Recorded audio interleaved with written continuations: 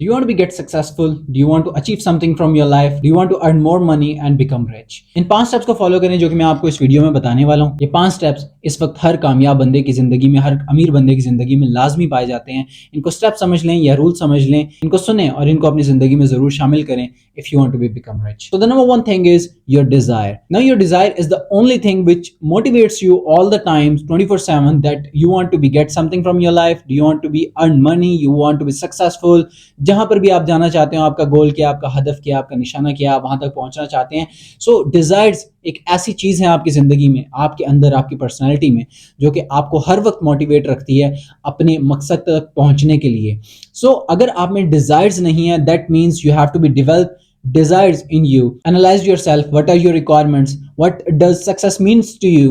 How much money you want to earn? और उनको और अपनी विशेस को, जो कि आप इस दुनिया में विश करते हो कि काश मेरे पास ये होता, अगर एक्चुअली में you want to be achieve your wishes, आप अगर अपनी विशेस को रियलिटी में कन्वर्ट करना चाहते हैं, सो अपनी विशेस को भी एनालाइज करें and convert them into your desires, because desires the only thing जिसके पीछे हम 24 घंटे भाग सकते हैं। जब तक कि हम उसको पा नहीं लेते हमें सुकून नहीं आता। और विश एक ऐसी चीज है जिसको हम जस्ट कहते हैं काश ये मेरे पास होता, और उसके बाद हम भूल जाते हैं। सो ये देखना है कि आपकी विश क्या है, आपके डिजायर क्या है। विश और डिजायर का फर्क समझें कि मेरी डिजायर्स ये हैं और मेरी विशेस ये हैं। तो अगर आप अपनी विशेस को रियलिटी में होते हुए देखना चाहते हैं, सो उनको पहले डिजायर्स में कन्वर्ट करें, उनके पीछे भागें, उनके पीछे वर्क करें, उनके पीछे हार्ड वर्क करें। देन एक दिन आएगा, one day you will have all the things which you desire. And the number 2 is faith. Now faith is a very important factor in your success journey, because जब तक कि आपको अपने ऊपर, अपनी चीजों पे, अपने डिजायर्स पे फेथ नहीं होगा, इस अपनी जिंदगी पे, अपनी किस्मत पे यकीन नहीं होगा,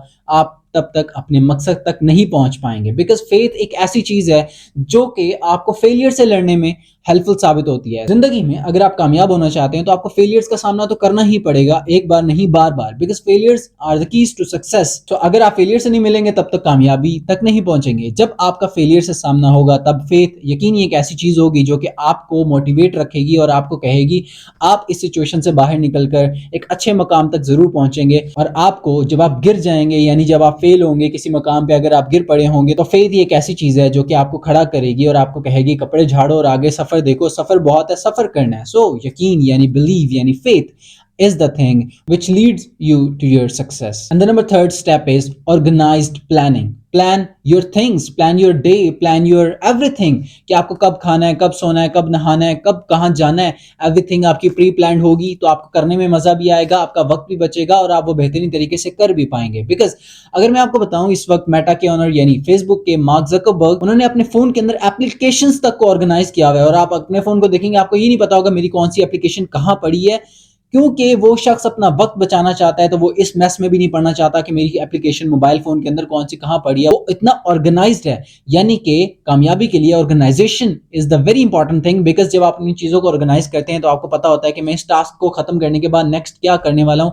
आपको इस चीज की फिक्र नहीं होती कि इसको करने के बाद मैंने किस मुसीबत में फंसना है। सो आप अपने लिए मैस ना बनाएं, because Organization and planning are the thing which avoid messes. So अपनी चीजों को pre-planned रखें and be organized. And the number 4 thing is decision. Now decision is a very important and very hard thing to do, because आप अपनी जिंदगी में फैसले लेते वक्त बाज फैसले हमसे अच्छे हो जाते हैं, बाज बुरे हो जाते हैं। और कामयाबी तक पहुंचने के लिए हमें अच्छे फैसले करने पड़ते हैं।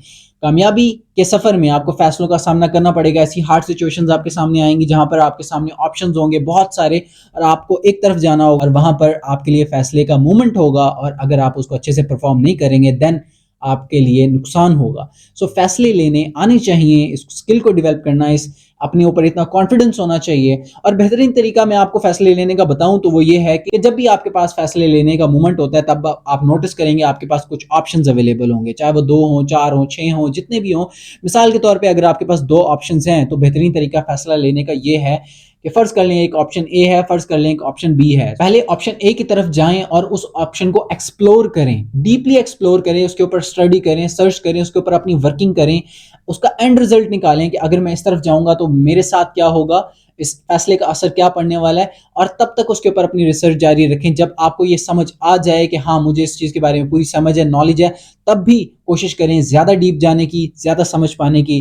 जितना अच्छा आप समझेंगे उतना आपको फायदा होगा। तो ये करने के बाद आप ऑप्शन बी को देखें और उसमें डीप डाइव करें, उसको एक्सप्लोर करें कि अगर ऑप्शन बी सेलेक्ट किया जाए और मैं इस तरफ जाऊं तो मेरे साथ क्या होगा। इस तरीके से आप उन दोनों चीज़ों का मवाजना कर सकते हैं और मवाजना करने के बाद आप एक बेहतरीन फैसला ले सकते हैं।